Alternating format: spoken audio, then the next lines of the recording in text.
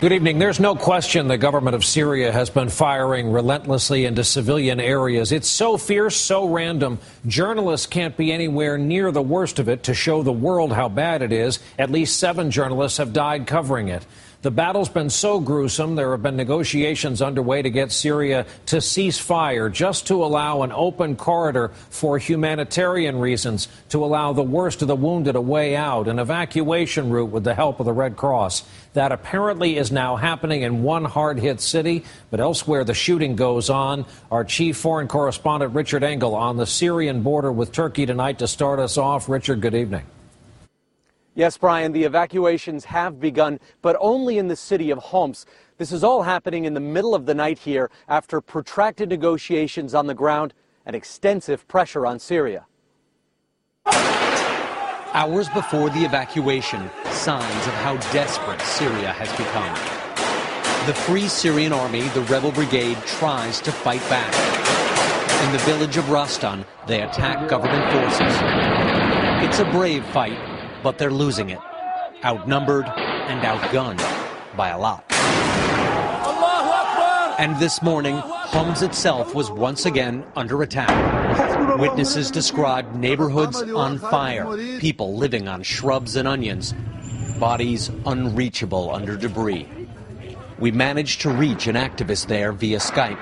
He feared for his life. No one can protect himself from shelling in Baba Amro. Everyone can be a target. I think I will die now. I don't know. Then an explosion. The line cut. Hours later, we learned he was okay. But pressure on Syria to let up on Homs may have been too much to ignore. In Tunisia today, more than 60 nations gathered to call for an immediate ceasefire to allow humanitarian aid to reach Homs.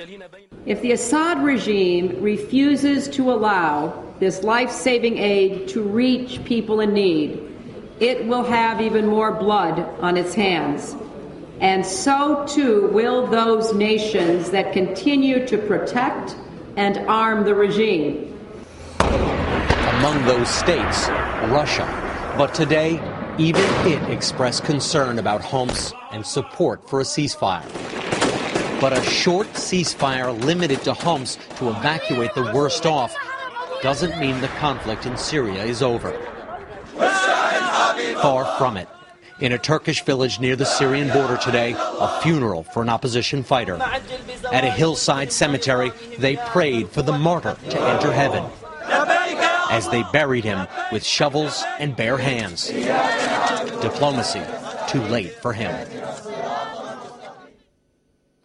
And tonight, Brian, the Red Cross says dozens of people have already been evacuated from Homs, starting with women and children. But this seems to be mostly a tactical ceasefire, a way for Syria to buy time, not end the conflict.